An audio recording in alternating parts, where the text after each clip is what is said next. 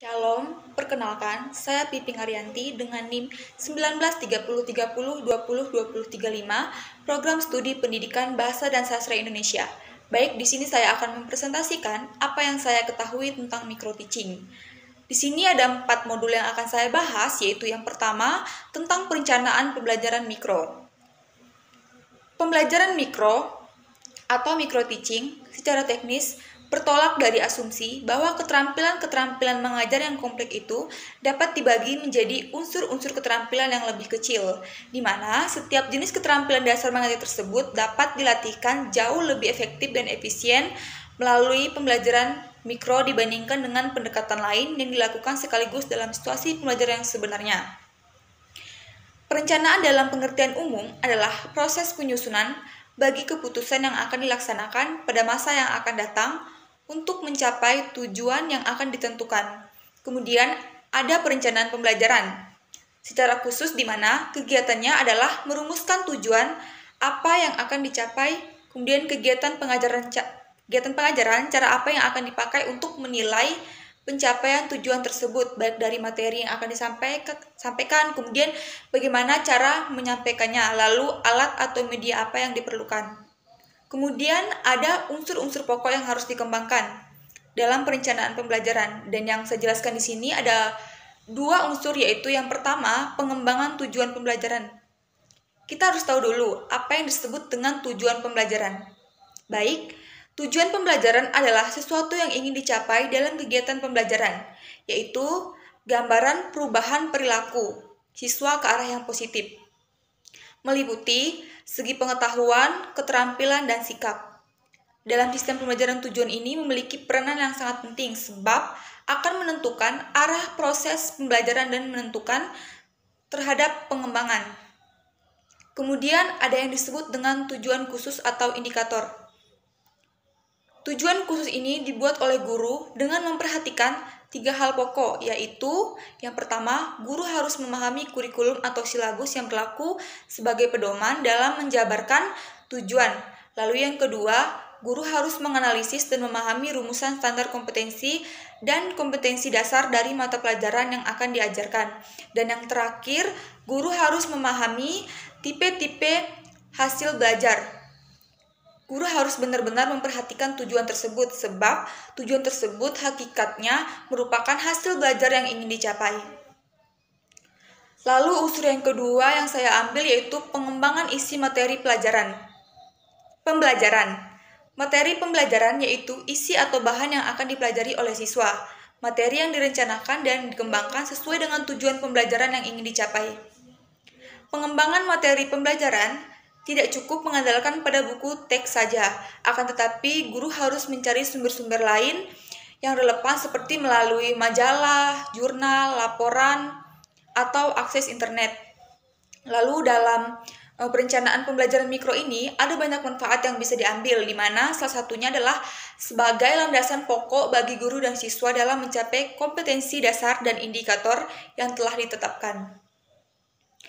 Melalui perencanaan yang telah dibuat, guru maupun siswa sudah memiliki kerangka pokok kegiatan-kegiatan yang harus dilakukan, sehingga dengan adanya bukti fisik rencana pembelajaran yang telah dibuat, selain secara langsung berguna bagi guru dan siswa, juga bermanfaat untuk pihak-pihak lain seperti kepala sekolah. Kemudian selanjutnya ada kegiatan pembelajaran 2 yang membahas tentang prinsip-prinsip perencanaan pembelajaran. Prinsip perencanaan pembelajaran pada dasarnya adalah merupakan kaidah ketentuan atau hukum yang harus dijadikan dasar pertimbangan oleh guru dalam mengembangkan rencana pelajaran. Dan menurut Peraturan Pemerintah Nomor 19 Tahun 2005, rencana tersebut ada 2 jenis, yaitu silabus pembelajaran dan rencana pelaksanaan pembelajaran atau RPP. Lalu ada ciri-ciri umum atau karakteristik yang harus diperhatikan dalam mengembangkan perencanaan pembelajaran.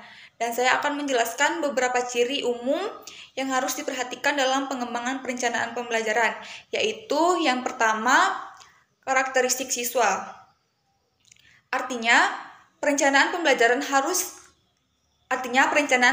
orientasinya harus untuk kepentingan siswa sebagai pembelajar. Kemudian yang kedua, urutan kegiatan pembelajaran. urutan kegiatan pembelajaran dikembangkan secara sistematis, artinya sesuai dengan sifat dan karakteristik RPP untuk memfasilitasi kemudahan belajar bagi siswa. Maka sebelum perencanaan dibuat, setiap guru harus punya peta materi kurikulum yang harus diajarkan. Diidentifikasi terlebih dahulu karakteristik setiap materi, baik dilihat dari segi keluasan dan kedalamannya, tingkat kesulitannya, atau materi teori atau praktek, bahkan mungkin ada materi yang memerlukan bantuan media khusus untuk menunjang efektivitas dan efisiensi pembelajarannya. Selanjutnya kita masuk pada kegiatan pembelajaran yang ketiga, yaitu model perencanaan pembelajaran, di mana ada 8 langkah prosedur penyusunan rencana pelaksanaan pembelajaran yang saya tampilkan di PPT. Bisa kita lihat bersama-sama ke-8 langkah tersebut. Saya akan jelaskan 1 dari 8 prosedur penyusunan rencana pelaksanaan pelajaran, yaitu menetapkan identitas mata pelajaran, di mana menetapkan identitas mata pelajaran artinya pada tahap pertama menyusun rencana pelaksanaan pembelajaran atau RPP adalah menuliskan nama mata pelajaran sesuai dengan mata pelajaran yang akan diajarkan. Misalnya mata pelajaran IPS atau matematika atau bahasa Indonesia atau mata pelajaran lainnya. Selain nama mata pelajaran, dalam identitas tersebut dijelaskan pula untuk kelas berapa, semester berapa, dan berapa lama waktu yang direncanakan. Selanjutnya, kita masuk pada modul yang kedua, yaitu keterampilan dasar mengajar 1, di mana pada kegiatan pembelajaran 1 dibahas tentang keterampilan membuka pelajaran. Membuka pelajaran adalah kegiatan yang dilakukan untuk memulai pembelajaran. Kegiatan membuka pelajaran pada dasarnya adalah upaya atau usaha dan aktivitas yang dilakukan oleh guru untuk memulai pembelajaran. Contohnya seperti kita sering saksikan dalam kegiatan sehari-hari, misalnya kita sering mendengar ada acara pembukaan pada acara webinar atau pada saat pembelajaran di kelas. Kegiatan membuka pembelajaran bukanlah kegiatan basa-basi tanpa area yang jelas. Dengan membuka pelajaran dimaksudkan untuk mengkondisikan siap mental bagi siswa untuk mengikuti pembelajaran. Oleh karena itu, setiap guru dituntut melatih diri agar memiliki keterampilan membuka pembelajaran dengan baik dan tepat. Selanjutnya, ada beberapa tujuan dan manfaat membuka pelajaran, yaitu yang pertama, menciptakan kesiapan mental.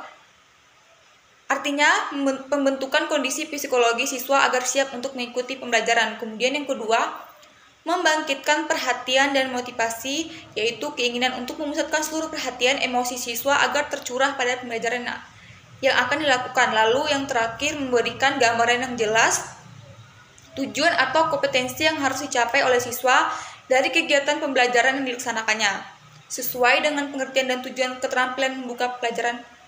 Untuk mensiasati tujuan tersebut dapat dilakukan melalui alternatif kegiatan. Contohnya seperti yang pertama, menarik perhatian siswa, di mana upaya untuk mengkondisikan perhatian siswa agar tertuju kepada pembelajaran bisa dilakukan dengan cara yang pertama, gaya mengajar guru. Misalnya memvariasikan suara seperti posisi guru, gerak tubuh, dan penampilan lain yang sesuai dengan tuntutan sebagai pendidik. Kemudian bisa juga melalui tempat belajar, misalnya selain belajar di kelas, maka untuk menarik perhatian siswa, guru dapat merancang kapan pembelajaran dilakukan di luar kelas atau di tempat belajar lainnya yang memungkinkan pembelajaran dapat berlangsung secara efektif dan efisien. Kemudian masuk pada kegiatan pembelajaran 2, membahas tentang keterampilan menutup pelajaran. Menutup pembelajaran pada dasarnya adalah kegiatan yang dilakukan guru untuk mengakhiri kegiatan inti pembelajaran. Menutup pembelajaran adalah mengakhiri pembelajaran dengan maksud untuk memberikan gambaran menyeluruh tentang apa yang telah dipelajari siswa. Adapun beberapa tujuan dari kegiatan menutup pembelajaran, yaitu untuk memberikan pemahaman yang utuh terhadap materi pokok atau kegiatan pembelajaran yang telah dilakukan. Kemudian yang kedua, memantapkan pemahaman siswa terhadap materi pokok atau kegiatan pembelajaran yang telah dilakukan. Lalu selanjutnya, untuk mengetahui tingkat pencapaian hasil pembelajaran yang telah diperoleh siswa, sekaligus berfungsi sebagai umpan balik bagi guru. Selanjutnya, kegiatan menutup pembelajaran dapat dilakukan dengan melakukan evaluasi atau penilaian untuk mengetahui sejauh mana siswa menguasai materi yang telah dipelajarinya. Misalnya, guru melakukan tanya jawab singkat seputar materi yang telah dipelajari agar guru tersebut bisa mengetahui sejauh mana siswanya bisa memahami materi yang telah diajarkan. Kemudian, guru juga bisa menyuruh siswanya menyimpulkan materi yang diajarkannya. Dengan membuat kesimpulan, diharapkan siswa memiliki pemahaman yang utuh terhadap hasil pembelajaran yang telah dilakukan. Dengan cara membuat kesimpulan sebagai salah satu bentuk kegiatan mengakhiri pembelajaran alternatifnya. Selanjutnya, masuk pada kegiatan pembelajaran 3, yaitu keterampilan menjelaskan. Keterampilan menjelaskan pada dasarnya adalah mengorganisasikan isi pelajaran dalam urutan yang terencana sehingga dengan mudah dapat dipahami oleh siswa. Dengan demikian, secara sederhana dapat dikatakan bahwa keterampilan menjelaskan adalah upaya untuk memperjelas atau membuat sesuatu menjadi lebih jelas. Kemudian tujuan keterampilan menjelaskan adalah supaya siswa bisa memahami dengan jelas terhadap sesuatu yang dipelajari. Lalu, untuk membimbing siswa memahami konsep hukum, dalil, dan unsur-unsur yang terkait dengan sesuatu yang dijelaskan secara objektif dan bernalar. Kemudian, ada 2 unsur pokok yang harus dikuasai oleh guru untuk melaksanakan keterampilan menjelaskan, yaitu yang pertama, keterampilan merencanakan penjelasan, dan yang kedua, keterampilan menyajikan penjelasan itu sendiri. Dalam keterampilan melaksanakan penjelasan, jelas atau tidaknya materi yang dikomunikasikan kepada siswa itu tergantung pada tingkat kejelasan dari penyampaian pesan dan unsur-unsur memperjelas penyampaian materi bisa melalui kepastian berbicara, kemudian penggunaan bahasa yang baik dan benar, susunan kalimat, penggunaan istilah yang sesuai dengan perbendaharaan bahasa yang dimiliki siswa. Selanjutnya kita masuk pada modul yang ketiga, yaitu keterampilan dasar mengajar 2, di mana pada kegiatan pembelajaran 1 itu ada keterampilan variasi stimulus. Yang dimaksud dengan variasi stimulus adalah upaya guru untuk memberikan stimulus pembelajaran secara beragam atau bervariasi sehingga memungkinkan siswa dapat merespon melalui alat indera dan cara yang berbeda untuk mendapatkan pengalaman belajar secara lebih luas dan mendalam. Maka, selain akan memperkaya informasi atau pengetahuan yang diperoleh siswa, juga proses pembelajaran akan dapat berjalan secara dinamis dan tidak membosankan. Dan yang menjadi tujuan dan manfaat dari variasi stimulus adalah untuk terciptanya proses pembelajaran yang menarik dan menyenangkan bagi siswa. Kemudian proses pembelajaran akan menarik dan menyenangkan, sekaligus juga menantang bagi siswa apabila dalam proses pembelajaran tersebut terdapat beberapa aktivitas kegiatan yang dikondisikan oleh guru. Kemudian, itu bisa menghilangkan kejenuhan dan kebosanan sebagai akibat dari kegiatan yang bersifat rutinitas dengan adanya rangsangan atau stimulus yang beragam, maka siswa tidak dipaksa hanya memperhatikan terhadap satu objek atau satu jenis kegiatan saja, tetapi secara dinamis siswa akan mengalami proses kegiatan yang bervariasi sehingga perasaan bosan dan kejenuhan akan bisa diatasi. Selanjutnya kita masuk pada penjelasan kegiatan pembelajaran yang kedua. Bisa kita lihat di PPT yang saya tampilkan. Keterampilan bertanya dasar merupakan pertanyaan pertama atau sebagai pertanyaan pembuka. Pertanyaan dasar merupakan pertanyaan suruhan atau pertanyaan awal yang menjadi pembuka untuk meminta penjelasan atau keterangan dari pihak yang ditanya. Lalu ada banyak sekali tujuan dan manfaat keterampilan dasar bertanya dalam proses pembelajaran secara umum. Di antaranya yaitu yang pertama dapat membangkitkan rasa ingin tahu sehingga dapat mendorong siswa untuk menggali sumber-sumber pembelajaran secara luas dan bervariasi. Kemudian ada kebiasaan buruk yang harus kita hindari ketika kita memberikan pertanyaan, yaitu salah satunya adalah mengulangi pertanyaan sendiri. Kebiasaan mengulang-ulang pertanyaan suruhan atau pertanyaan yang dianggap sudah jelas akan mengganggu konsentrasi siswa untuk menjawabnya. Oleh karena itu, apabila pertanyaan yang diajukan sudah jelas, sampai dan dimengerti oleh siswa, guru tidak perlu lagi mengulang pertanyaan tersebut, melainkan langsung tinggal menunggu jawaban dari siswa. Kemudian yang terakhir ada kegiatan pembelajaran 3 yang membahas tentang keterampilan bertanya lanjut. Pertanyaan lanjut pada dasarnya adalah merupakan pertanyaan berikutnya atau pertanyaan susulan yang substansi isi pertanyaannya mengacu pada pertanyaan dasar untuk meminta penjelasan, informasi, atau klarifikasi lebih lanjut sehingga diperoleh jawaban yang lebih luas dan komprehensif. Lalu, apa tujuan dan manfaat dari pertanyaan lanjut? Tujuan dan manfaatnya itu untuk mendorong siswa dapat mengembangkan kemampuan dalam menganalisis dan memecahkan masalah. Lalu, kebiasaan berpikir secara lebih tajam, analitis, dan komprehensi. Lalu kita masuk pada modul yang ketiga, yaitu keterampilan dasar mengajar 3. Di mana pada kegiatan pembelajaran 1 dibahas keterampilan memberi penguatan. Penguatan adalah segala bentuk respon yang merupakan bagian dari modifikasi tingkah laku guru terhadap tingkah laku siswa yang bertujuan untuk memberikan informasi atau umpan balik atas perbuatan atau respon siswa. Misalnya ketika seseorang ibu menyuruh anaknya membeli sabun mandi ke warung. Sekembalinya dari warung, ibu menyampaikan ucapan terima kasih kepada anaknya. Perbuatan anak membeli sabun ke warung adalah jenis perbuatan baik dan terpuji karena sudah mau membantu pekerjaan ibunya. Adapun ucapan terima kasih yang disampaikan oleh ibu atas perilaku anaknya adalah merupakan respon dan dengan respon tersebut merupakan suatu modifikasi tingkah laku dari seorang ibu terhadap tingkah laku seorang anak. Dengan ucapan terima kasih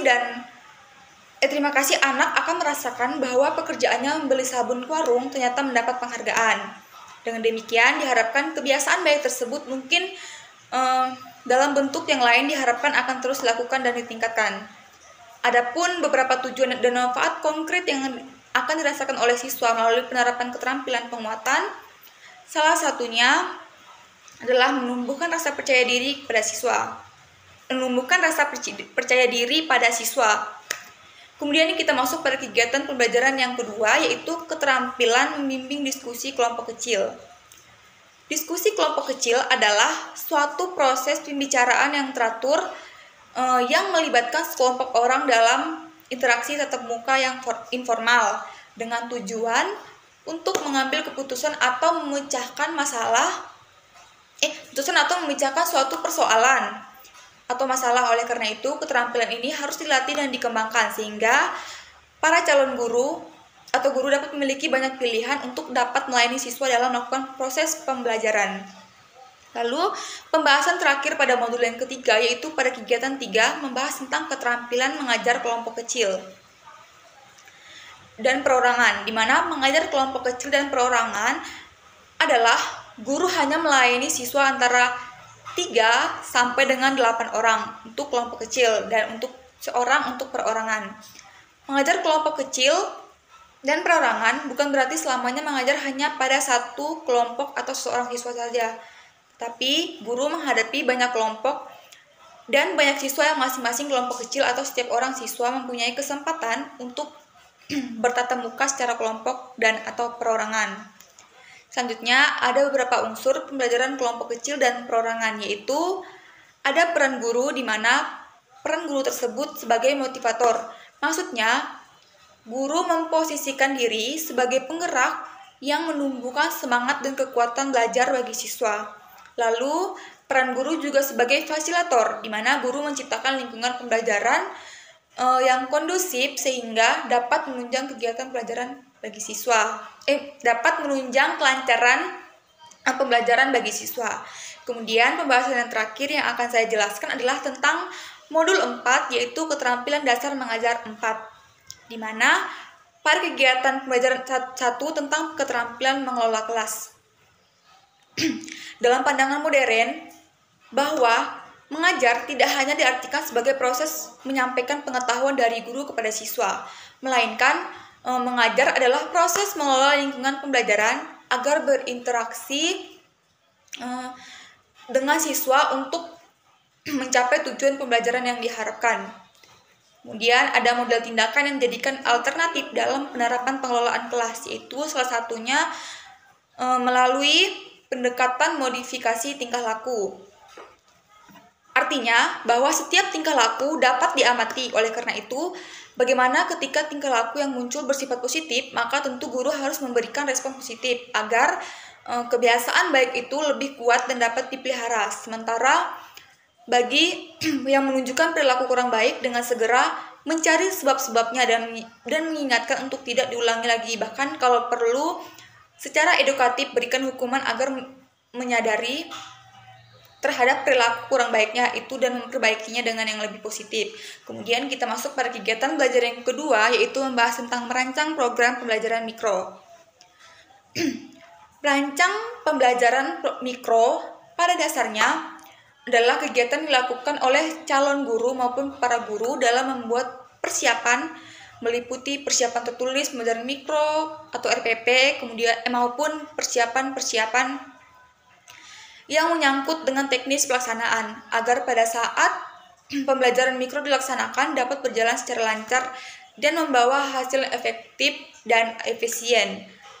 Kemudian ada tahap-tahap kegiatan persiapan untuk pelaksanaan pembelajaran mikro, diantaranya yaitu yang pertama observasi kelas, dan yang kedua menetapkan jenis keterampilan yang akan dilatihkan. Kemudian yang ketiga konsultasi dengan pembimbing atau pihak supervisor. Kemudian yang ketiga, setiap selesai melaksanakan pembelajaran mikro dilanjutkan dengan evaluasi untuk mengetahui sejauh mana proses latihan tersebut telah berjalan sesuai dengan prosedur pelaksanaan pembelajaran mikro.